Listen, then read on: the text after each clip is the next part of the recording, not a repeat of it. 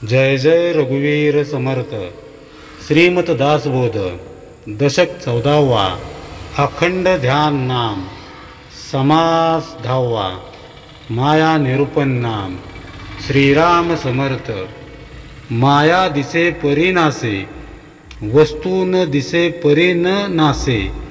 माया सत्य वाटे परी मिथ्या असे निरंतर. बघा, समर्थ सांगतायत की माया दिसते पण ती नाश पावते. परब्रह्म वस्तू दिसत नाही पण ती नाशही पावत नाही. माया सत्य वाटते खरी पण ती निरंतर मिथ्याच असते. समर्थांना काय सांगायचं आपल्याला, या समासामध्ये शाश्वताची प्राप्ती करण्याच्या आड नेमकं काय येतं याचं विवेचन समर्थ माया निरूपण नामातून करणार आहेत. त्या योगे शाश्वत परम वस्तूची भूमिका ते आपल्या अंतःकरणात स्थिरावू पाहत आहेत. एकच एक परब्रह्म अवघ्या ब्रह्मांडाला अंतर्बाह्य गच्चपणे व्यापून उरलं आहे. ते केवळ ब्रह्मांडापुरतंच सीमित नसून त्या बाहेरही ते अपरिमित अनंत पसरलेलं आहे. आपल्या डोळ्यांच्या अगदी जवळ असणारी कोणती गोष्ट असेल तर ती आहे परब्रह्म. असं असूनही ते आपल्याला दिसत नाही. त्याची आणि आपली अजून ओळख देखील झालेली नाही. परब्रह्म हे खरं तर आपलं मूळ स्वरूप आहे, पण त्याचं आपल्याला आकलनच झालेलं नाही आहे. या मागं काय कारण असावं, समर्थ याचं उत्तर या समासातून आपल्याला देत आहेत. अज्ञानवश आपणच परब्रह्मावर आवरण घातलं आहे. त्यानं आत्मविस्मृती झाल्यामुळं परब्रह्म इतक्या निकट असूनही त्याची खरी ओळख आपल्याला पटलेली नाही आहे. आपण त्यावर जे अज्ञानरूपी आच्छादन घातलेलं आहे त्याचं नाव आहे माया. आपण आपल्या हातानेच ते पांघरून आपल्यावर ओढून घेतलेलं आहे. लहान मुलांना घाबरवण्यासाठी तोंडावर पांघरून ओढून बागलबुवा करावा तसं आपण अंतरंगात कल्पनेनं निर्माण केलेलं हे मायापटल आहे. आणि गंमत अशी आहे की आपणच कुठं आहे भगवंत, मला का दिसत नाही ते परब्रह्म, असं विचारत वनवन भटकत आहोत. आपण एका पदामध्ये असं म्हणत असतो की कुबेर तुझा भांडारी, आम्हा फिरविसी दारोदारी, काय उणे तुझ्या घरी गुरुराया. यातील अर्थाविषयी मतमतांतर कदाचित असू शकतील. इथं कुबेर याचा अर्थ धनसंपदा किंवा लक्ष्मी यापेक्षा मोक्षलक्ष्मी या अर्थानं अधिक योग्य वाटतो. जशी धनलक्ष्मी सद्गुरूंच्या घरी पाणी भरत असते तसं मोक्षलक्ष्मी सद्गुरूंच्या दारी लोळत पडलेली असते. सद्गुरू कृपेच्या बळावर अज्ञानरूपी मायेचा पडदा बाजूला सारून या मोक्षलक्ष्मीचं स्वागत करायचं सोडून आपण मात्र मोक्ष कसा मिळेल, परब्रह्माशी भेट कशी होईल या विचारानं दारोदारी भटकत आहोत. दुर्दैवाची गोष्ट हीच की या जन्मातच काय जन्मोजन्मी देखील आपण मायापटल दूर करू शकत नाही. म्हणूनच परब्रह्म आपल्या इतक्या जवळ असूनही मायेमुळं आपल्याला त्याचं दर्शन होत नाही. अशा या मायेचं स्वरूप समजावून सांगताना समर्थ पहिल्याच आपल्याला ओवीमध्ये म्हणतायत, श्रीराम समर्थ, माया दिसे परी नासे, वस्तू न दिसे परी न नासे. माया सत्य वाटे परी मिथ्या असे निरंतर. म्हणजे माया कल्पनेच्या आधारे निर्माण होते. मायेमुळं सर्व घटकांना आपण वेगवेगळेपणानं पाहतो. हे घटक आहेत तसे राहणार नाहीत हे देखील आपण मान्य करतो. लहानपणी ज्या गोष्टींची आपल्याला भीती वाटायची ती मोठे झाल्यावर वाटेनाशी होते, कारण त्या गोष्टींचं खरं स्वरूप काय ते मोठेपणी उलगडलेलं असतं. माया आपल्याला भयभीत करते, हसवते, रडवते, वेगळेपण दाखवते. मात्र सद्गुरू कृपेनं आपली जसजशी परमार्थिक प्रगती होत जाते तशी आपल्या जीवनातून माया अस्तंगत होत जाते. म्हणजेच माया दिसते पण ती नाशवंत असते. परब्रह्म शाश्वत आहे. असं संत आपल्याला सांगतात. वनवासी प्रभू राम, सीता आणि लक्ष्मण महर्षी वाल्मिकांच्या आश्रमात आले होते. महर्षींना वंदन करून प्रभू रामांनी विचारलं, मुनिवर, आमच्या निवासासाठी आम्ही पर्णकुटी कुठं बांधावी याविषयी मार्गदर्शन करावं. यावर वाल्मिकींनी प्रभू रामांना प्रतिपक्ष केला, हे राम, तू कुठं नाहीस हे आधी मला सांग, मग मी तुला तुझ्या निवासाचं स्थान दाखवू शकेन. याचाच अर्थ परब्रह्म सर्व व्याप्त आहे.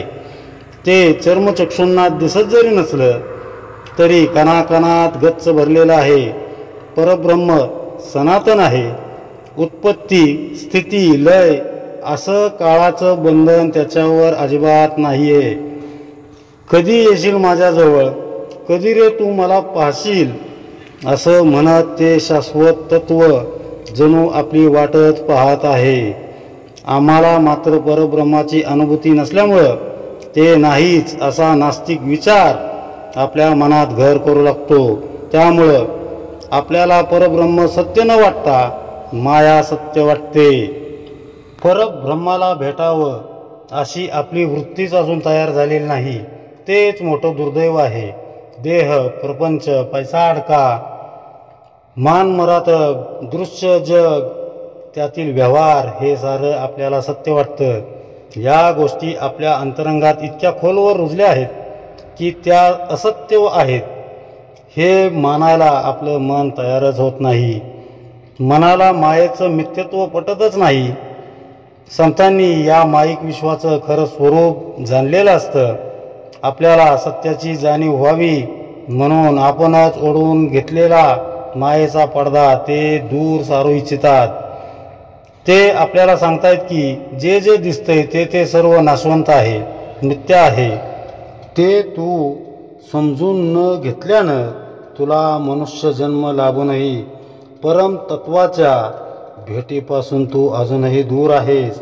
त्यासाठी समर्थ त्यांच्या आवडीचा निरंतर असा शब्द या ओवीमध्ये वापरतात. कारण समजून घेऊनही आपण मायेला थोडंसं का होईना पण सत्यत्व देतोच. माया सत्य भासत असली तरी ती खोटी आहे आणि हेच निरंतर सत्य आहे असं समर्थ आपल्याला सांगत आहेत. कितीही काळ लोटला तरी माया असत्य आहे, ती खोटीच राहणार. यात किंचितही बदल संभवत नाही असं समर्थांना एकदम ठामपणे सांगायचं आहे. हे दृश्य जग जसं आहे तसं आपल्याला जोपर्यंत दिसतंय तोपर्यंत आपण मायेच्या प्रभावाखाली आहे असं आपण समजावं. या समासाच्या दुसऱ्या ओवीपासून ते जवळपास शेवटच्या ओवीपर्यंत समर्थ मायामय जगत मनुष्याला कसं भ्रमित करत असतं, विपरीत ज्ञानामुळं वस्तू वेगळेपणानं कशी भासते हे आपल्याला समजावून देत आहेत. आणि ते पटवून देण्यासाठी एकाहून एक सरस असे अनेक दृष्टांत देत आहेत. यातील पहिला दाखला देताना समर्थ म्हणतात, करंटा पडोनी उताना करी नाना परी कल्पना परी ते काहीच घडेना तैसी माया. म्हणजे एखादा भाग्यहीन माणूस काहीच उद्योग न करता उताना पडून राहून नाना मनोराज्य करीत असतो, नाना मनोरथे करत असतो. तशीच माया समजून घ्यावी, तशीच माया जाणावी. बघा, समर्थांना असं म्हणायचं आहे की एखादा करंटा किंवा निष्क्रिय मनुष्य उताना पडून आकाशाकडे पाहत मनातल्या मनात अनेक कल्पना करत आहे, पण त्यातील प्रत्यक्षात काहीच घडत नाही. माया ही अशीच असते. माया म्हणजे नेमकं काय ते समजण्यासाठी समर्थ वैचारिकदृष्ट्या थोडासा खालच्या पातळीवर येऊन म्हणजेच मायेच्या अधीन राहून तुम्हाला आम्हाला समजेल अशा पद्धतीनं अशा रीतीनं उदाहरणं गीत देऊन पटवून देऊ पाहत आहेत. करंटा मनुष्य त्याची कल्पनाशक्ती हे मायेच्या अखत्यारीत येतं, पण तुम्हा आम्हाला समजावं म्हणून समर्थांनी क्षणभर ते सत्य आहे असं मानून माया म्हणजे काय, ती असत्य कशी आहे ते विशद करून सांगितलेलं आहे. समर्थांची मायेविषयीची भूमिका जर समजून घ्यायची असेल तर त्यांच्या आत्माराम या ग्रंथासारखा अन्य दुसरा कोणताही ग्रंथ नाही. हा ग्रंथ देखील गुरु शिष्यांमधील संवादच आहे. आत्मारामामध्ये त्यांनी मायेचं अतिशय स्पष्ट आपल्या कथित विचारांना छेद देणारं स्वरूप मांडलेलं आहे. त्यात मायेची सत्य आणि मिथ्या अशी दोन्ही अंग मोठ्या खुबीनं सांगितलेली आहेत. मनुष्य जीवनात मायेनं घातलेला धुमाकूळ तसंच तिची करुणाही समर्थांनी आत्मारामामध्ये विशद केलेली आहे.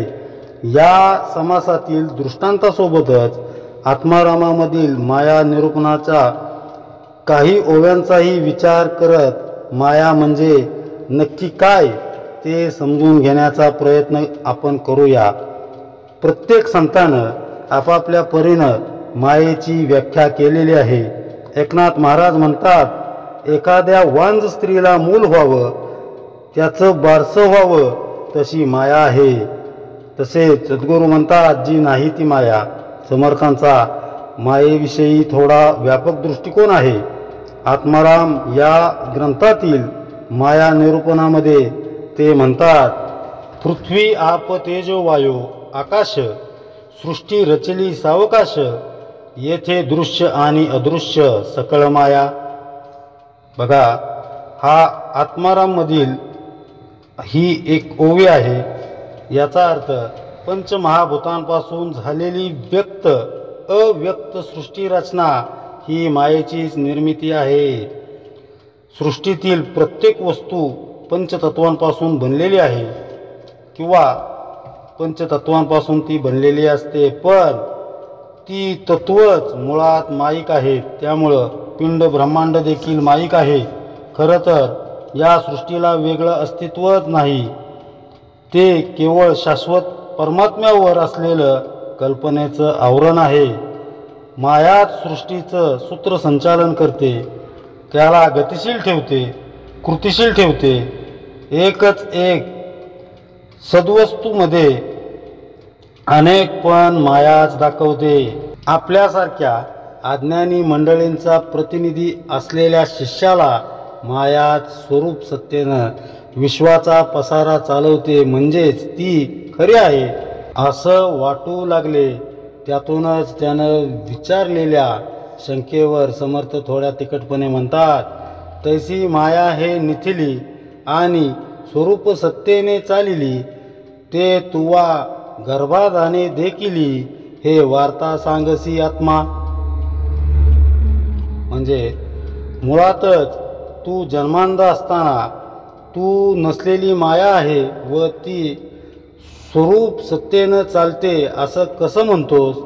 समर्थ शिष्यांना म्हणजे आपल्यासारख्या अज्ञानी जीवांना जन्मांध असं म्हणत आहेत.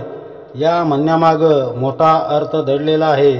दृश्याचं ज्ञान प्राप्त करण्यामध्ये इंद्रियांचं म्हणजे विशेषतः डोळ्यांचं खूप महत्त्व आहे. डॉक्टरकडे रोगांची लक्षणं पाहण्यासाठी दृष्टी हवी, जवाहिराकडं हिरा पारखण्यासाठी नजर हवी. तसं स्वस्वरूप पाहण्याची सूक्ष्म दृष्टी संतांकडं शिकून घ्यावी लागते. ती दृष्टी शिष्यांकडं म्हणजे अर्थात आपल्याकडं नसल्यामुळं समर्थ त्याला जन्मांध म्हणत आहेत.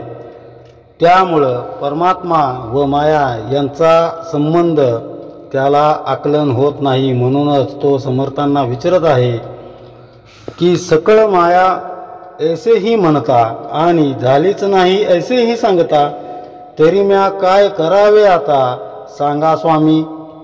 बघा, तो विचारत आहे, कोण शिष्य विचारत आहे समर्थांना की पंचमहाभौतिक सृष्टी माईक आहे, आपली सर्वांची निर्मिती हे देखील मायाच आहे.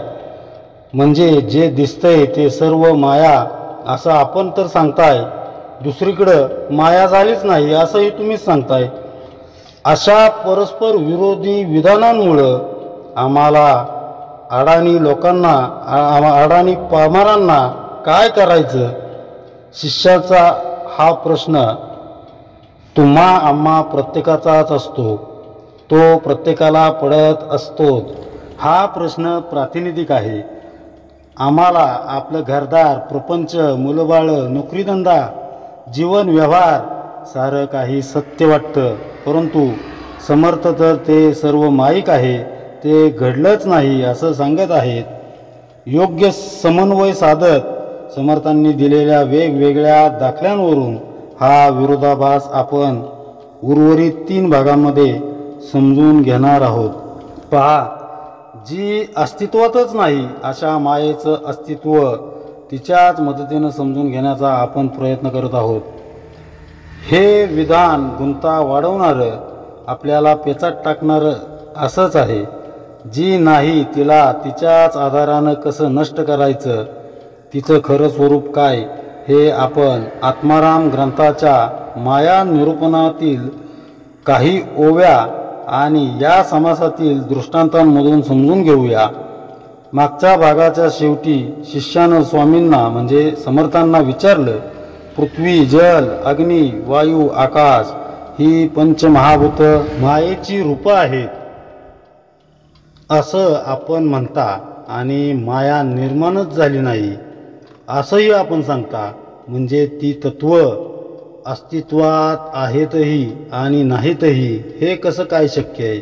हे कसं आहे ते सांगा. जसं अंधुक प्रकाशात आपल्याला दोरी दिसावी आणि त्याचा साप समजून किंवा सर्प समजून आपली घाबरगुंडी उडावी, म्हणजेच कल्पनेनं आपण त्या दोरीला सर्प मानून भ्यावं, तसंच आपल्या कल्पनाच मायेला सत्यत्व देतात, आपल्याला घाबरवतात. हे पटवून देताना समर्थ मार्मिक उदाहरणं देत आहेत किंवा समजावून सांगत आहेत. समर्थ पुढे म्हणतात, द्रव्यधारेचे स्वप्न वैभव, नाना विळासे हावभाव, क्षणिक वाटे परी माव, तैसी माया. म्हणजे स्वप्नामध्ये द्रव्य आणि स्त्री यांचे कितीही वैभव आणि हावभाव नाना विलास आदी दिसतात आणि क्षणभर म्हणजे स्वप्न असेपर्यंत ते खरेही वाटतात, पण ते वास्तविक मिथ्या असतात. तशीच आपण माया जाणावी.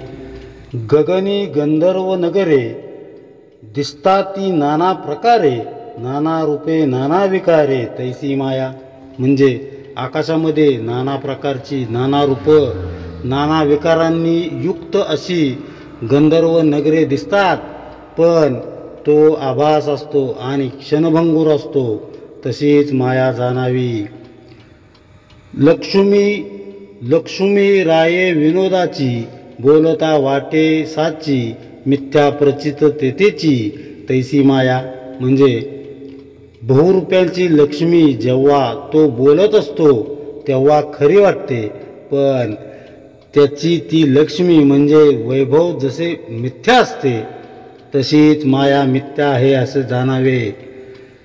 दसऱ्याचे सुवर्णाचे लाटे, लोक म्हणती परी ते काटे, परी सर्वत्र राहते, तैसी माया. म्हणजे दसऱ्याचे सोने त्यावेळी लोक जरी मान्य करतात तरी वास्तविक ते काटे असतात, पण तरी खरे मानून लोक व्यवहार चालतो, तशी माया होय. बघा, समर्थांना काय सांगायचं आहे की जसं दिसतं तसं असतं का, हे व्यवहारातील उदाहरणांवरून पडताळून पाहावं असं समर्थ या ओव्यांमधून आपल्याला सांगत आहेत किंवा या ओव्यांच्या दाखल्यातून त्यांना ते सुचवायचं आहे. दसऱ्याला आपट्याची पानं सोने म्हणून लुटायची प्रथा आहे. ज्याला ही गोष्ट माहीत नाही तो, अरे ही लोक किती श्रीमंत आहेत, सोनं लुटतात असं म्हणेल.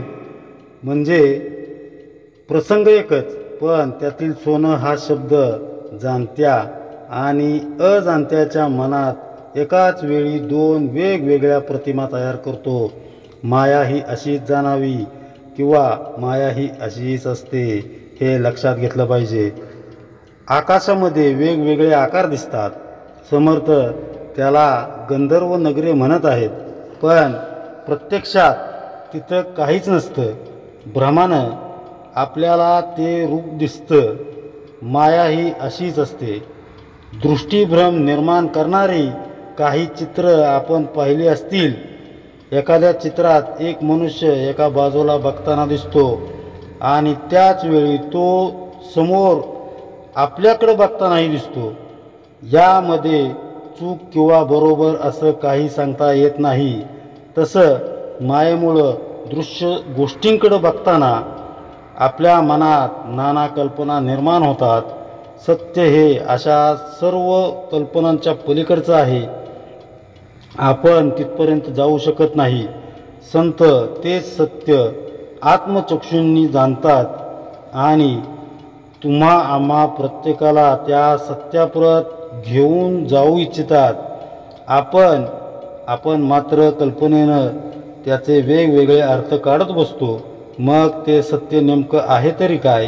हे सत्य फारच विलक्षण असून ते पचवण्याची ताकद सामान्य मनुष्याकडे नसते.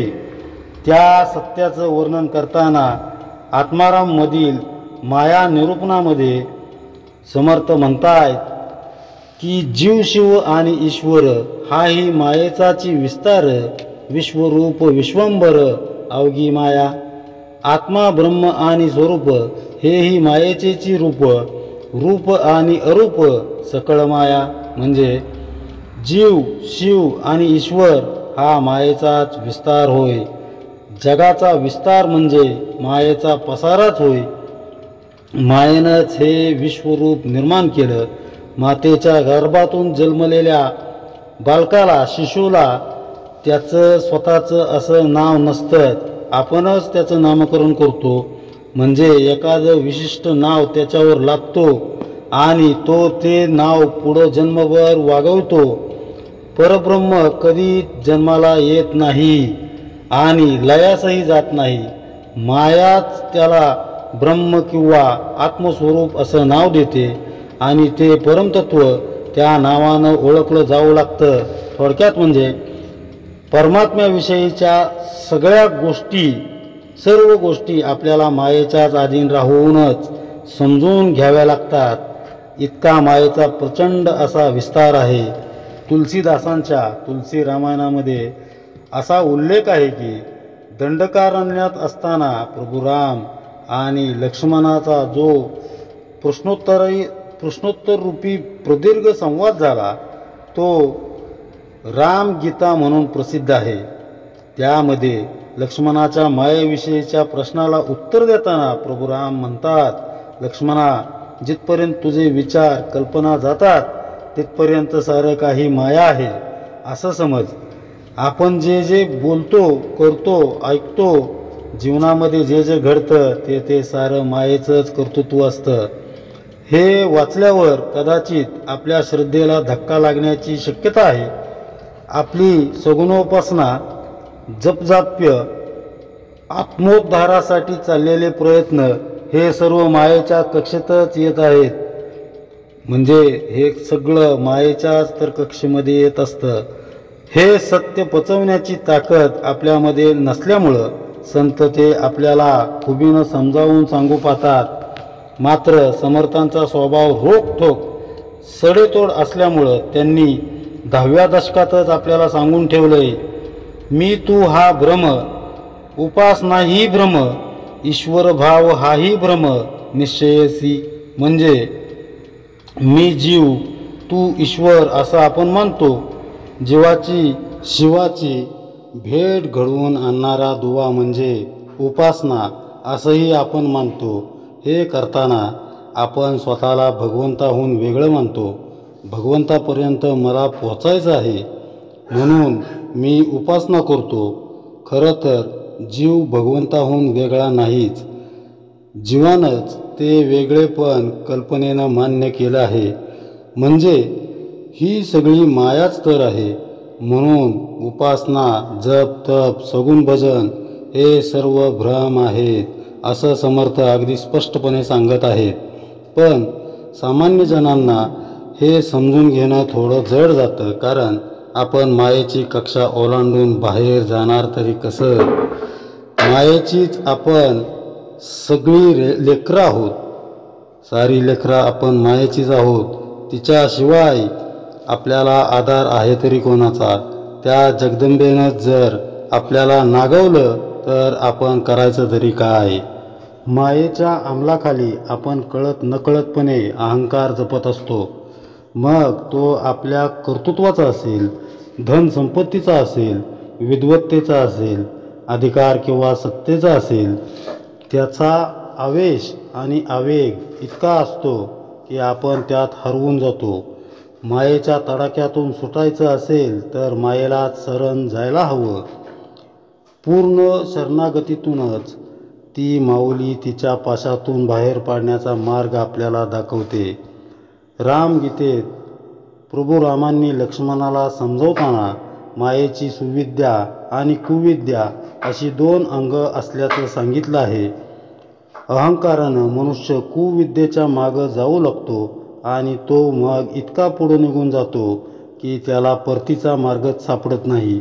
परंतु जसा जसा शरणभाव दाटून येऊ लागतो तशी माया आपल्याला सुविद्येच्या वाटेवर घेऊन येते. मग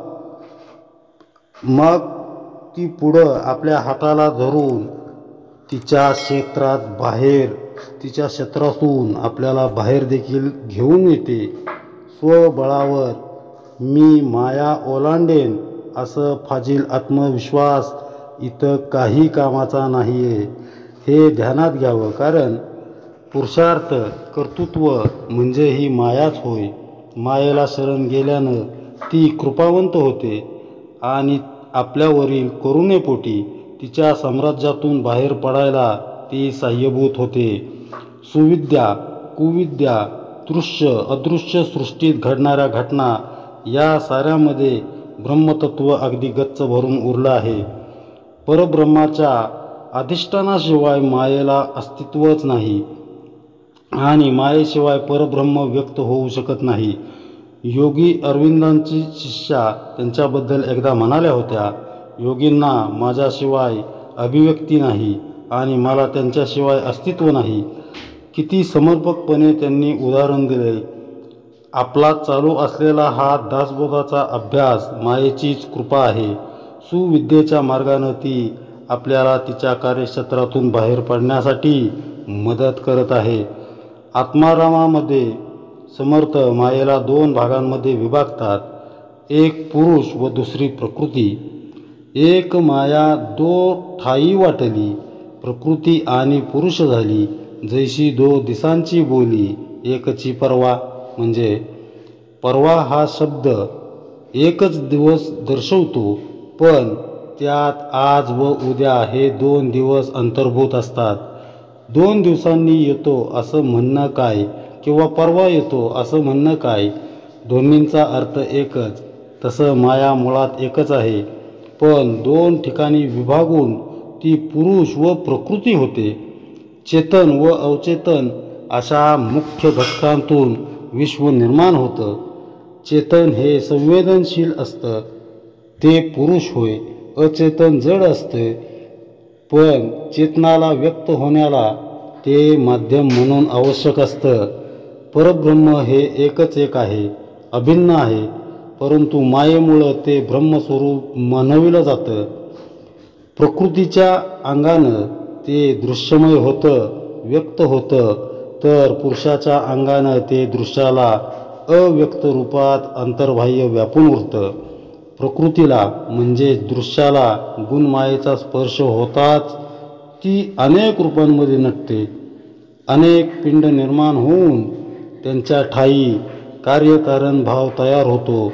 त्यांच्या मागं कर्माचा सिद्धांत लागतो. कर्मांच्या आटाआटीमुळं पिंड जन्म मृत्यूंच्या येरझाऱ्या घालू लागतो. कर्मफळं मनुष्य जन्माची दिशा ठरवू लागतात. ही सर्व माया असून अंतस्थ वसणारा तो पुरुष प्राणी मात्रांस अंतर्बाह्य व्यापून असूनही त्यांच्या कर्मात लिप्त न होता तटस्थपणे हा मायेचा खेळ पाहत असतो. तो अंतरंगात जाणीव रूपानं राहून थोड्या अंतरावरून त्याच्याच लीला पाहत असतो. असा हा स्वसंवेद्य पुरुष त्याच्या माया नामक शक्तीनं आपल्याला नाचवीत राहतो. अशा या मायेचं स्वरूप मीपणानं कळणं, तिला बुद्धीच्या जोरावर समजून घेणं केवळ अशक्य आहे. मायेचं स्वरूप समजण्यासाठी शरणागतीची भूमिका शिकवणारा कुणीतरी सक्षम सद्गुरू लाभणं अत्यावश्यक असतं, किंवा ते अत्यावश्यक आहे. जेव्हा आपण सद्गुरूंची लोटांगण घालतो, म्हणजे सद्गुरूंच्या चरणावरती आपण लोटांगण घालतो, तेव्हा ते आपल्याला सुविद्येच्या मार्गावर आणण्यासाठी साधनेचं इंधन भरण्यास सांगतात. त्या इंधनाच्या जोरावर आपली जीवनगाडी मायेच्या अरुंद गल्लीबोळातून हळूहळू बाहेर येऊन मुख्य रस्त्यावर लागते. ही सद्गुरूंची आपल्यावरील केवढी कृपा आहे. 5व्या दशकामधील गुरुलक्षण नाम या समासामध्ये सद्गुरूंची थोरवी सांगताना समर्थ म्हणतात, भव्य व्याघ्रे घालुनी उडी, गोवस्तास तडा तोडी, केली दाखोनी शीघ्र सोडी, तो सद्गुरू जाणावा. म्हणजे गाय म्हणजे ईश्वर, वासरू म्हणजे तुम्ही आम्ही जीव, वाघ म्हणजे प्रपंच, माया. गाय वासरू जसं एकत्र असतं तसं ईश्वर जीव खरं तर एकत्र असायला हवेत, पण माया अविद्या यांच्या आघातानं जीव प्रपंचात मायेत गुरफटून जातो आणि ईश्वरापासून त्याची ताटातूट होते. बहुरूपी वाघाच्या हल्ल्यात जीवाची शक्ती कमी पडते. हे जाणून त्याच्या मदतीला जो धावून येतो तो म्हणजेच सद्गुरू होय. गायीला वासरांविषयी प्रेम असतंच, ईश्वरालाही आपल्याबद्दल खूप प्रेम आहे. म्हणूनच तो सद्गुरूंच्या रूपात आपल्याला मायेच्या तडाख्यातून वाचवण्यासाठी प्रकृतीमध्ये अवतरतो आणि मायारूपी वाघाच्या हल्ल्यातून आपल्याला वाचवतो. कुविद्येतून सुविद्येच्या संरक्षित भागात आणून सद्गुरू मायेच्या प्रांतातून सुटका करण्याचा मार्ग दाखवतात. मायेला ओलांडायचं हेच एकमेव शास्त्र आहे. जे झालंच नाही त्याचं आभासी प्रगटीकरण म्हणजे माया. संत हे जाणून असतात. सामान्य जीव मात्र मायेला खरं मानतो. त्यामुळं या जन्मात काय, पण अनेक जन्म गेले तरी जीवाला त्याच्या शक्तीनं मायेच्या विळख्यातून सुटता येत नाही. त्यासाठी त्याला सद्गुरूंच्या कृपेची नितांत आवश्यकता असते. हे आपण गाय, वासरू आणि वाघ यांच्या उदाहरणातून, यांच्या रूपकावरून समजून घेतलेलं आहे. मायेला पार करण्यासाठी अहंकार, कर्तृत्व, संपत्ती, शक्ती, मती यापैकी काहीच उपयोगी पडत नाही. तर पूर्वसंचितामुळं प्रारब्धानं लाभलेली सद्गुरूंची कृपाच मायेला दूर सारू शकते. सद्गुरूंचरणी अनन्यतेनं शरण गेल्यानंच मायेच्या प्रांतातून बाहेर पडून जीवाची शिवाशी भेट होऊ शकते. सुविद्या आणि कुविद्या ही मायेचीच 2 अंग आहेत, हे आपण तर जाणतोच. जीव यापैकी एकाच्या संगतीत राहत असतो. कुविद्येचा मार्ग त्या मानानं सोपा आहे. अहंता, विद्वत्ता, धनदौलत, मान सन्मान यांच्या अनुषंगानं चाललेलं कार्य हे जीवाला सहजपणे कुविद्येच्या रस्त्यावर आणून सोडतं. घाण्याला बांधलेला बैल जसा सतत गिरट्या घालत असतो, तसं कुविद्येच्या मार्गानं जाणारा जीव जन्म मृत्यूच्या चक्रात अडकून राहतो. त्याचं जीवन कसं असतं ते बघा. जन्माला यावं, देहाधिष्ठित कर्म करावीत, देहसुख हेच खरं सुख या समजुतीतून जीवन जगावं, या प्रसंगी वाम मार्गानं पैसा मिळवावा आणि कर्मफळाच्या आधारे पुढच्या जन्माची पायवाट तयार करून ठेवावी, हे कुविद्येच्या प्रांतातील जिणं होय. जीव स्वबळावर त्यातून बाहेर पडण्याचा प्रयत्न करतोय, पण माया ही फसवी आहे. ती त्याला मागं खेचत राहते. त्यामुळं केवळ नीतिधर्माचं आचरण भगवंताच्या प्राप्तीसाठी भांडवल ठरू शकत नाही असं सद्गुरू सांगत असत. अर्थात नीती, सदाचार किंवा सदाचरण हा परमार्थाचा पाया आहे, याबद्दल कोणतंही दुमत नाही आहे. पण त्याहून महत्त्वाचं म्हणजे भगवंत प्रेमानं आपलासा होणारा आहे. केवळ नीतिधर्मानं वागलो म्हणजेच मायाजालात न फसता भगवंत आपला होईल असा विचार करणं म्हणजे सूक्ष्म अहंकारच होय. त्यामुळं कुविद्येच्या प्रांतातून बाहेर पडणं मोठं अवघड असतं. मग त्यातून बाहेर पडण्याचा आशेचा एखादा किरण जीवाला उपलब्धच होऊ शकणार नाही का, असा विचार मनात येणं साहजिकच आहे. बघा, वाल्याचा वाल्मिकी झाला हे आपल्याला माहीतच आहे. पहिल्यांदा वाल्या कुविद्येच्या मार्गानं चालत होता. प्रपंच चालवण्यासाठी धन हवं म्हणून त्यानं प्रत्येकाच्या हत्या केल्या. कित्येक तरी लोकांच्या त्याने हत्या केल्या, लुबाडणूक केली. परंतु ज्यावेळेस नारद मुनींच्या रूपात त्याची सद्गुरूंशी भेट झाली, वाल्यानं अनेक अपराध केलेले असतानाही नारद मुनींनी त्याला सुविद्येच्या किंवा सद्विद्येच्या मार्गावर आणून सोडलं आणि पुढे तो वाल्मिकी ऋषी म्हणून नावारूपास आला. आपल्यापैकी बहुतांश मंडळी थोड्याफार फरकानं कुविद्येच्या मार्गानंच जात आहेत. त्याचा आपल्याला खरंच पश्चाताप होत असेल, पण कुणीतरी सत्पुरुष आपल्या जीवनात निश्चित प्रवेश करेल आणि आपल्याला सद्विद्येच्या मार्गावर घेऊन येईल. मात्र आपला अनुताप 100 नंबरी हवा. कुविद्येच्या प्रांतातून सुटण्याची तळमळ प्रामाणिक हवी. पण खेदानं म्हणावं लागतं की अनंत अपराध हातून घडत असूनही आपला अनुताप स्मशान वैराग्यासारखा असतो, क्षणिक असतो. सद्विद्येचा मार्ग गवसावा अशी वृत्तीच तयार होत नाही. त्यामुळं अपराधांच्या राशी वाढत जातात आणि जीव मायेच्या खोल गर्तेत आणखीनच रुतत जातो. पश्चातापदुग्ध पश्चातापाच्या मनस्थितीतून डोळ्यातून अश्रुधारा सुरू झाल्या की सद्गुरू आपल्याकडे येतातच येतात. जो सद्गुरूंना शरण जातो त्यांना उद्धाराचा मार्ग सापडतोच. कुविद्येच्या आडवाटेवरून सुविद्येच्या हमरस्त्यावर आपल्या आणण्यासाठी सद्गुरूं इतका अन्य माहितगार वाटाड्या दुसरा कोणी नसतो. त्यांच्या संगतीत राहिल्यामुळं मायेचे पाश ढिले पडू लागतात. माया, सद्गुरू व जीव यांचं नातं कसं आहे ते तुम्हाला माहीत आहे का? तर त्यासाठी रामकृष्ण परमहंस एक गोष्ट सांगायचे. ती म्हणजे की एका गावामध्ये एक मोठा जमीनदार होता. त्याच्याकडं पाळलेलं एक कुत्रं होतं. त्या कुत्र्याचा मोठा दरारा होता. अनाहूत किंवा त्या जमीनदाराच्या वाड्यावर पहिल्यांदाच येणाऱ्या व्यक्तीच्या अंगावर तो कुत्रा धावून जायचा.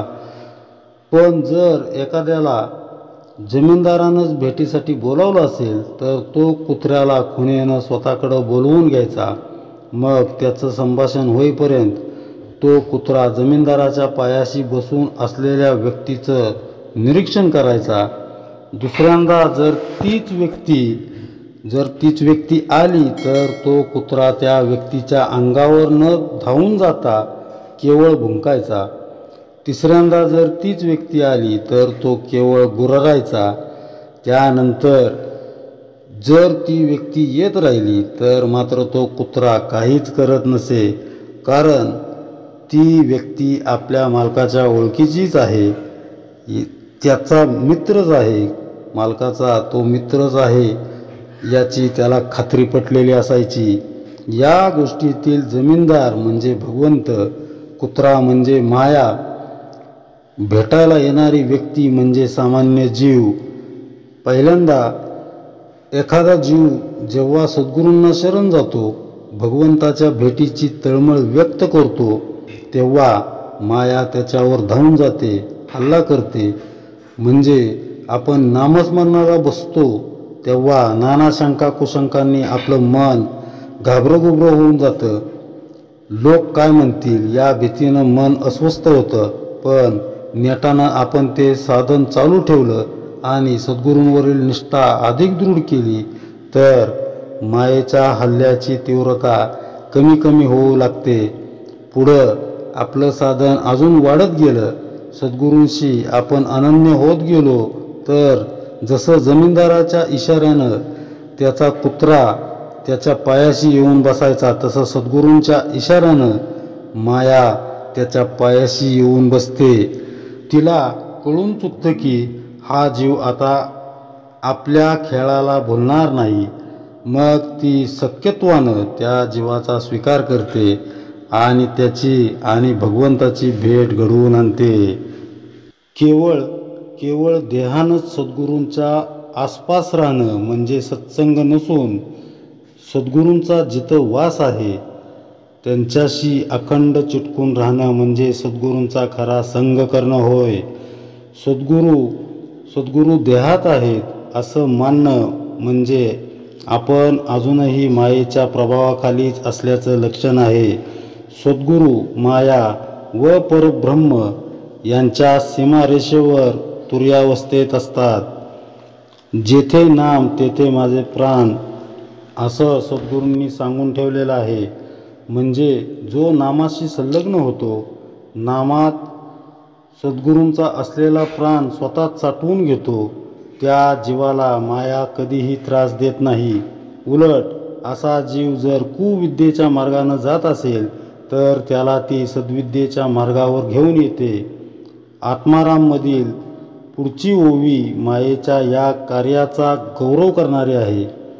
माया परमार्थाचे अंजन, मायेकरिता जोडे निदान, मायेकरिता सावधान साधक स्वरूपी. म्हणजे बघा असं म्हणतात की डोळ्यात अंजन घातलं की नवी दृष्टी येते. जमिनीत पुरलेलं गुप्त धन दिसू लागतं. माया म्हणजे परमार्थ दाखवणारे अंजन होय. परमार्थ सद्गुरूंच्या शाळेतच शिकता येतो. त्यांच्या कृपेनंच मायेचं खरं स्वरूप आपल्याला कळतं. सद्गुरू कृपा हा शब्द आपण वारंवार वापरतो. त्या शब्दातच मूळ मायेचं स्वरूप सामावलेलं आहे. सद्गुरू कृपा म्हणजेच मायेचं अंजन. सद्गुरू कृपेनं आपली स्थूल दृष्टी सूक्ष्म दृष्टीत बदलते.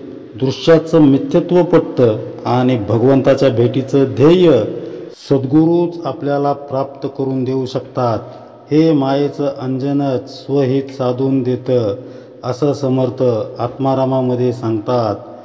मायेकरिता स्वहित घडे, मायेकरिता भ्रांती उडे, मायेकरिता विघडे प्रपंचभान. म्हणजे मायेचं खरं स्वरूप कळण्याआधी पैसा अडका कमवणं, प्रपंच थाटणं, मालमत्तेत वाढ करणं यालाच स्वहित साधणं असं आपण समजत होतो. मात्र जेव्हा सद्गुरू कृपेनं मायेचं स्वरूप कळतं उमगतं तेव्हा आपण तिच्या कचाट्यातून सुटण्याचा प्रयत्न करू लागतो आणि भगवंताची भेट हेच खरं स्वहित आहे याची खात्री पटू लागते. प्रपंचात कितीही पैसा, मान मरातब मिळाला, मान प्रतिष्ठा मिळाली तरी जीवनातील भ्रांत काही केल्या संपतच नाहीत. सद्गुरूंच्या माध्यमातून माया जेव्हा कृपावंत होते तेव्हा जीवनातील भ्रांत प्रपंचभान उडून जातं. कुविद्या ते सद्विद्या हे स्थित्यंतर मायाच घडवून आणते. ज्यांनी सद्गुरूंचरण घट्ट धरलेले आहेत त्यांच्यासाठी माया करुणेपोटी सद्विद्येचा प्रांत खुला करते. म्हणूनच समर्थ मायेचा माऊली म्हणून कृतज्ञतापूर्वक गौरव करतात. माया योगियांची माऊली जेथे तेथे नेऊन निघाली, कृपाळूपणे नाथिली आपण होय. म्हणजे आईच्या वात्सल्यानं जीवाला सद्विद्येच्या मार्गावर आणणं हे मायेचं समर्पणाचं स्वरूप होय. म्हणून जे कोणी सद्विद्येच्या मार्गावर अग्रेसर आहेत त्या योगी साधकांची माया ही माऊली आहे. पहा, प्रवासामध्ये आई तिच्या लहानग्याला म्हणजे लेकराला जसं कडेवर उचलून घेते, तसं माया साधकाला योग्याला कडेवर घेऊन ज्या स्वरूपापासून तो खाली आला त्या स्वरूपापाशी पुन्हा नेऊन सोडते. स्वस्वरूपाचं अर्थात परब्रह्माचं दर्शन होताच मायेला नमस्कार करण्यासाठी, धन्यवाद देण्यासाठी जेव्हा जीव मागं वळून बघतो तेव्हा त्याच्यासाठी ती तिथं थांबतच नाही. जीवाला परब्रह्माशी तदाकार करून ती स्वतःहून तिथून निघून नाहीशी होते. अशी विलक्षण आहे माईची आपल्यावरची माया, म्हणजे ही मायेचीच आपल्यावरील असणारी माया आहे. हे निरूपण म्हणजे या समासाच्याच नव्हे तर या दशकाच्या चिंतनाचा शेवटचा भाग आहे. या निरूपणाच्या आधारे आपण या दशकाचा निरोप घेणार आहोत. या अखंड ध्यान नाम दशकाचं सर्वात ठळक वैशिष्ट्य म्हणजे शाश्वताची प्राप्ती. संपूर्ण चराचर सृष्टीत भरून असलेल्या ब्रह्मस्वरूपाला तद्रूपतेनं जर कुणी जाणत असेल तर तो आहे निस्पृह. त्याला सत्य उमगलेलं असतं, मात्र आपल्यासारख्या बहुजनांना मात्र ते शाश्वत परमतत्व निकट असूनही दिसत नाही. याचं कारण आपण ओढून घेतलेलं मायेचं पांघरून. त्या मायेचं आवरण दूर करण्यासाठी समर्थांनी नित्य व्यवहारातील दृष्टांत देत मायेची लक्षणं या समासामध्ये समजावून दिलेली आहेत. एखादी गोष्ट जशी असते तशी ती न दिसणं हे मायेचं मूळ लक्षण आहे. तेच समर्थांनी या समासाच्या सारभूत असणाऱ्या शेवटच्या ओवीमध्ये सांगून ठेवलेलं आहे. ते आपण पुढे पाहणारच आहोत.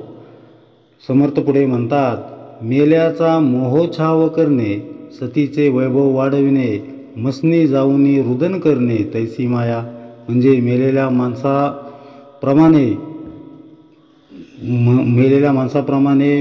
माणसानिमित्त महोत्सव करणे, सतीचे वैभव वाढवणे आणि स्मशानामध्ये जाऊन रडणे, त्याप्रमाणे माया ही जाणावी.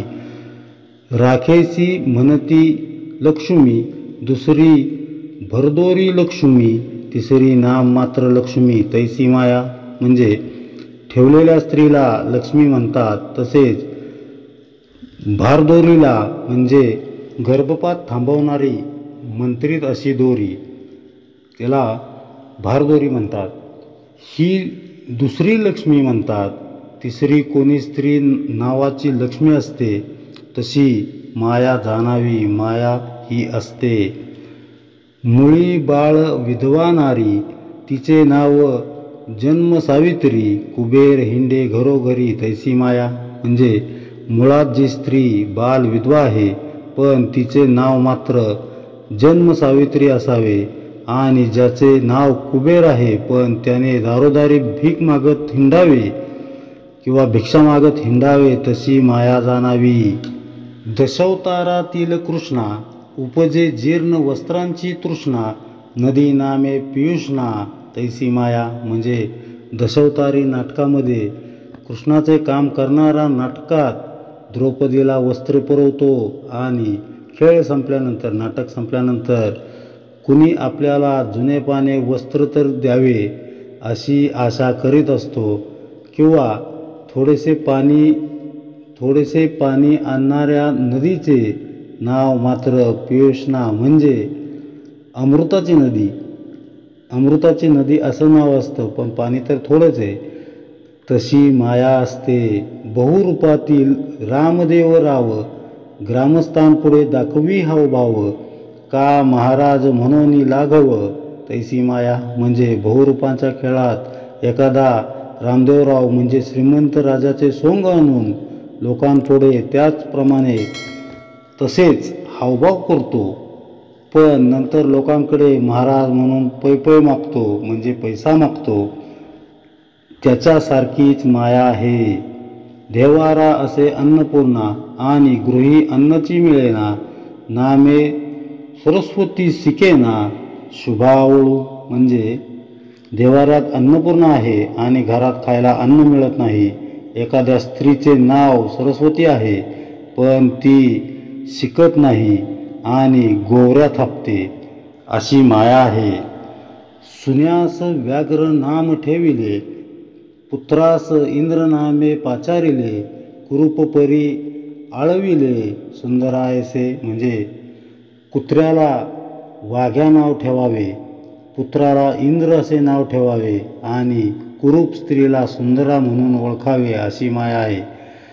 मूर्ख नामे सकळा कळा, राशभी नामे कोकिळा, नातरी डोळसेचा डोळा फुटला जैसा. म्हणजे एखाद्या मूर्खाला सकल कला विद्या संपन्न म्हणावे, एखादीचा आवाज गाढवीसारखा असताना तिला कोकिळा म्हणावे, डोळा फुटलेल्या माणसाला डोळस म्हणावे, अशी माया जाणावी. मातांगीचे नाम तुळसी, चर्मिकीचे नाम काशी, बोलती अतिशुद्रीनिसी भागीरथी ऐसे. म्हणजे मांगिनीचे नाव तुळशी असावे, चांभारणीचे नाव काशी असावे आणि अतिशुद्र स्त्रीला भागीरथी म्हणावे.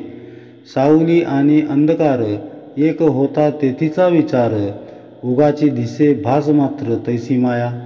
म्हणजे सावली आणि अंधार एक झाल्यावर जशी स्थिती होते आणि अंधुक प्रकाशामुळे विनाकारण भास हे होत असतात, तशी माया असते. श्रवण बोटे संधी करतळ, रवी रश्मे दिसती इंगळ, रम्य आरक्त कल्लोळ तैसी माया. म्हणजे आपले कान, बोटे, सांधे आणि तळहात हे सूर्यप्रकाशात इंगळासारखे म्हणजे लाल लाल अतिरम्य दिसतात, तशी माया भासमय आहे. भगवे वस्त्र देखता मनाला, वाटे अग्नीची लागला, विवंचता प्रत्यय आला तैसी माया. म्हणजे भगवे वस्त्र हे पाहिल्यानंतर मनाला आग लागल्यासारखं वाटतं, पण विचार केल्यावर प्रत्यय येतो, आपल्याला खात्री पटते की तशीच माया जाणावी. जळी चरण करामुळे, आकुड लांबे जिरकोळे, विपरीत कोणे दिसती जळे तैसी माया. म्हणजे पाण्यामध्ये हातपाय ठेवले की बोटे आकुड, लांब किंवा बारीक दिसतात, पाण्यामुळे ती विपरीत वाकडी तिकडी दिसतात, तशी माया ओळखावी. भोवंडीने पृथ्वी कलतली, कामिनीने पिवळी झाली, सैन्य पातरस्था अनुभवली तैसी माया. म्हणजे भोवळ येणाऱ्या चक्कर येणाऱ्या माणसाला पृथ्वी कलंडलेली दिसते, काविळीने ती पिवळी झालेली दिसते, सन्निपात झालेल्या माणसाला ती वेगळीच अनुभवायला येते, तशीच माया ओळखावी, तशीच माया जाणावी. आपल्यावरती जे मायेचं पांघरून आहे, मायेचं आवरण आहे, ते दूर करण्यासाठी समर्थांनी रोजच्या व्यवहारातील दृष्टांत देत मायेची लक्षणं या समासामध्ये सांगून दिलेली आहेत. एखादी गोष्ट जशी असते ती तशी कशी नसते किंवा ती न दिसणं हेच मूळ मायेचं मूळ लक्षण आहे. तेच समर्थांनी या समासाच्या शेवटच्या ओवीमध्ये सारांश रूपानं सांगितलेलं आहे. कोणी एक पदार्थ विकार, उगाची दिसे भास मात्र, अनन्याचा अन्य प्रकार तैसी माया. म्हणजे कोणी एखादा पदार्थ विकारामुळे उगीच वेगळाच भासतो, असते एक आणि दिसते मात्र भलतेच, तशी ही माया आहे हे जाणावे. बघा, या ओवीमध्ये समर्थांना म्हणायचं आहे की एखाद्या पदार्थाचं मूळ स्वरूप एक आहे, पण त्यात काही बदल झाल्यानं तो वेगळाच काहीतरी आहे असा भास होतो. म्हणजेच वस्तू असते एक, पण ते दिसते मात्र निराळी, यालाच माया म्हणतात. माया वस्तू जशी आहे तशी ती आपल्याला दिसू देत नाही. समर्थांच्या या म्हणण्यामागचा अर्थ असा आहे की विश्व हे ब्रह्मस्वरूप आहे, पण आपल्याला ते तसे न दिसता वेगळेपणानं दिसतं. दगडधोंडे, नद्या, झाडं, पशुपक्षी, घरदार, जमीन जुमला अशा चेतन अचेतन घटकांनी ते भरलेलं दिसतं, म्हणजेच द्वैतमय दिसतं. आपल्याला विश्वातील ब्रह्मस्वरूपाची जाणीवच होत नाही. याला कारण आपल्या अंतरंगात असलेला मायेचा अंमल. मायेविषयी आपण जितका अधिक विचार करू तितक्या लवकर आपल्याला परमार्थाकडं, जीवनाच्या मुख्य ध्येयाकडे जाण्याचा मार्ग सापडू शकतो. माया तिच्याच शक्तीनं आपल्याला मूळ स्वरूपापासून दूर नेत सृष्टीचं विपर्यस्त स्वरूप दाखवत असते. अशा मायेचं वर्णन, तिचं खरं स्वरूप आपण आत्मारामामधील माया निरूपणाच्या आधारे आणि या समासातील काही दाखल्यांच्या मदतीनं, ओव्यांच्या मदतीनं समजून घेत आहोत. आत्माराममधील माया निरूपणाच्या काही ओव्यांचा या समासातील अंतिम ओवीशी संबंध असल्याचं दिसून येतं. म्हणजे हे विश्व केवळ ब्रह्मस्वरूप आहे ही स्वतः अनुभवलेली गोष्ट समर्थ या शेवटच्या ओवीमध्ये मांडत आहेत. याला अनुसरूनच ज्ञानदशकामध्ये आपण अभ्यासलेले काही तर्क समोर येतात. ब्रह्मस्वरूपामध्ये कोणत्याही तर्काला, कल्पनेला, विचाराला प्रवेश नाही आहे. हे विश्व ब्रह्मस्वरूप आहे असं संत सांगतात. मग या विश्वामध्ये घडणाऱ्या घटनांना ब्रह्मस्वरूप मानणं किंवा ब्रह्मस्वरूप मानायचं का? सृष्टीमध्ये तर दर क्षणी अनेक घटना घडत असतात. त्यामागं काहीतरी कार्यकारण भाव असतो. त्यालाच जोडून कल्पना येते. मग संत सांगतात त्याप्रमाणे हे विश्व खरंच ब्रह्मस्वरूप आहे का? विश्वात घडणाऱ्या घटना कोण घडवीत असेल? सूर्याला ऊर्जा पुरवणारा, वायूला शीतलता देणारा कोण आहे? पृथ्वी कुणाच्या आधिपत्याखाली सुजलाम सुफलाम होत आहे? नद्या ओढ्यातील जल कुणाच्या सत्तेने प्रवाहित होत असते?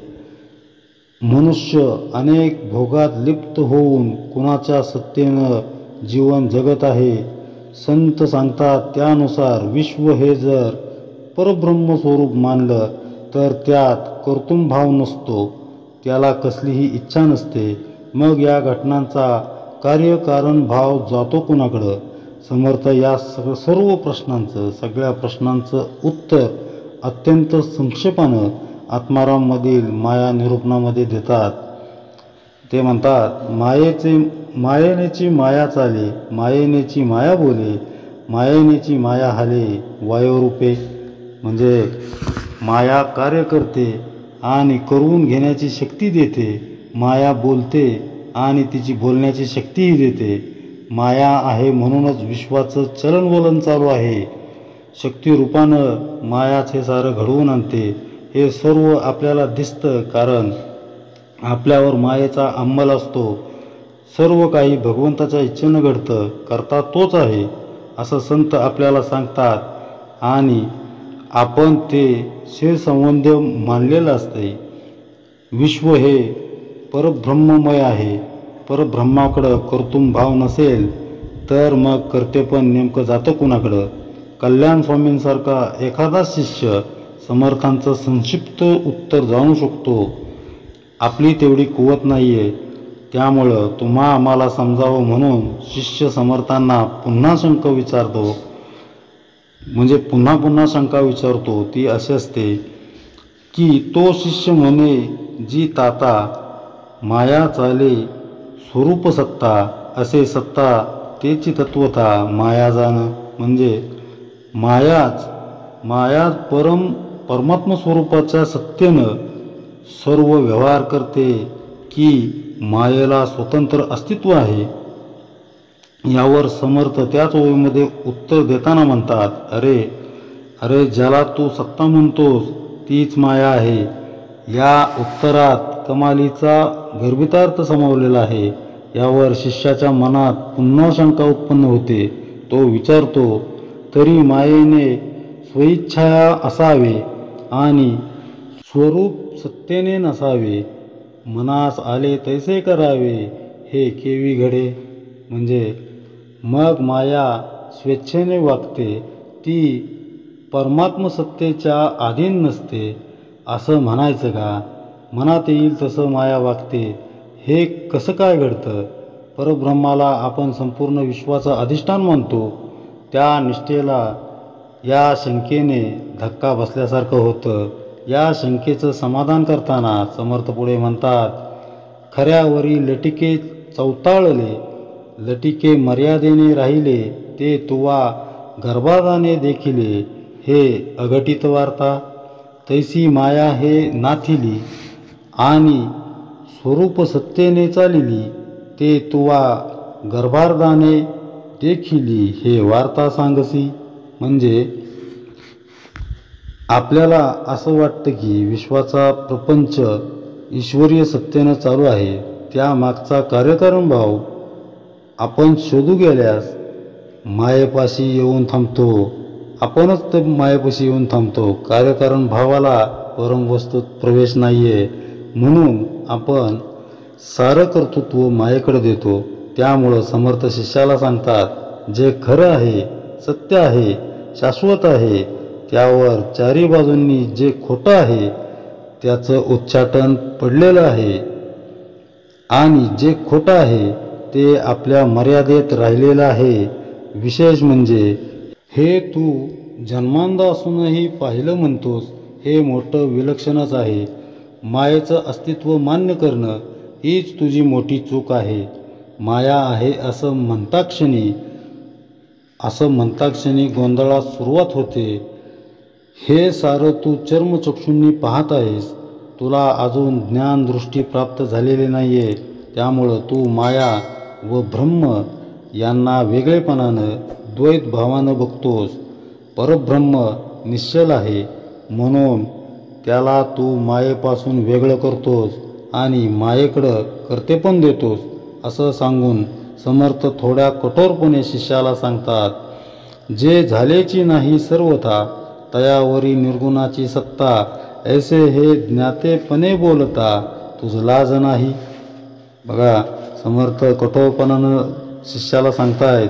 अगदी कठोर होऊन हे सर्व बोलत आहेत, ही ओवी बोलत आहेत. समर्थांची शब्दरचना, भाषाशैली अगदी पठडीतील म्हणावी तशी आहे. त्यांच्या सर्व वाङ्मयामध्ये त्यांनी जीव ओतल्याचं दिसून येतंच, पण त्यातल्या त्यात आत्माराम हा ग्रंथ त्यांचं हृदय आहे. बद्धानंच काय, पण सिद्धानं देखील त्यातून परमार्थ शिकावा, अशा शब्दात सद्गुरूंनी आत्मारामाबद्दल गौरवोद्गार काढलेले आहेत.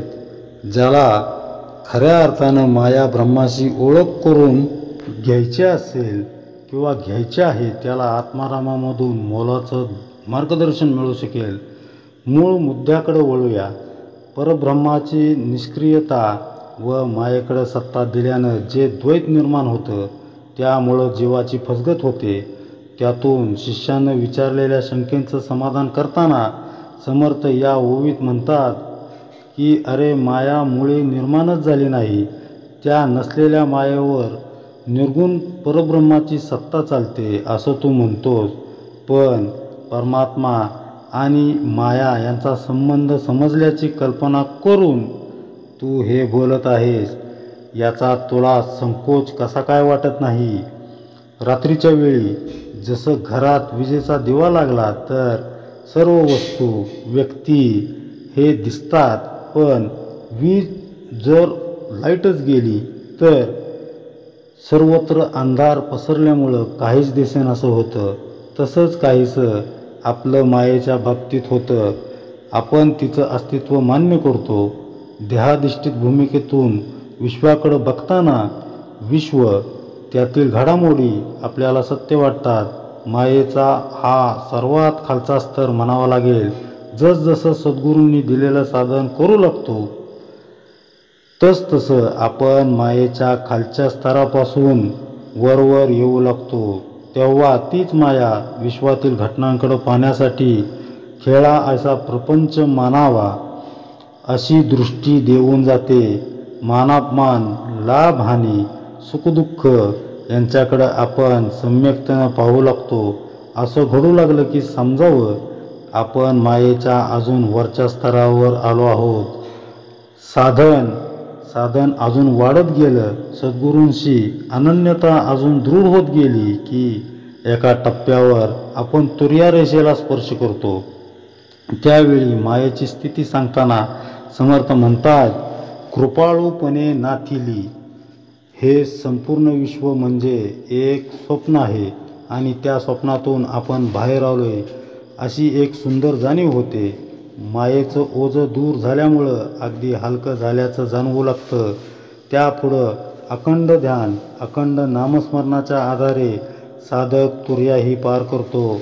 त्याचं मन उन्मन्न होतं, तेव्हा हे जग म्हणजे स्वप्न ही अवस्थाही विरून जाते आणि उरतं ते केवळ निश्चल शाश्वत परब्रह्म.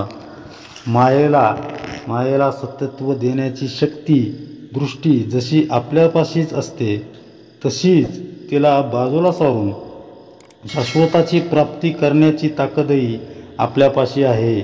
मात्र आपण मायेच्या कक्षेत वावरणारे आहोत, अज्ञानी, अल्पशक्ती आहोत.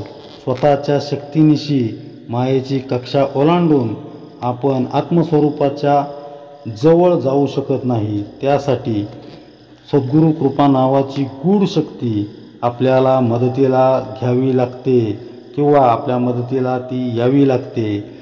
त्यामुळं मायेच्या जोखडातून मुक्त होऊन परब्रह्माला जाऊन बिलगायचं असेल तर एकच करायचंय, सद्गुरूंचरणी शरणागत होऊन त्यांनी दिलेलं साधन अखंडपणे करत राहायचंय. सद्गुरू कृपा झाली की आपली अज्ञानदृष्टी मावळते आणि त्या जागी सूक्ष्म ज्ञानदृष्टी उदयाला येते.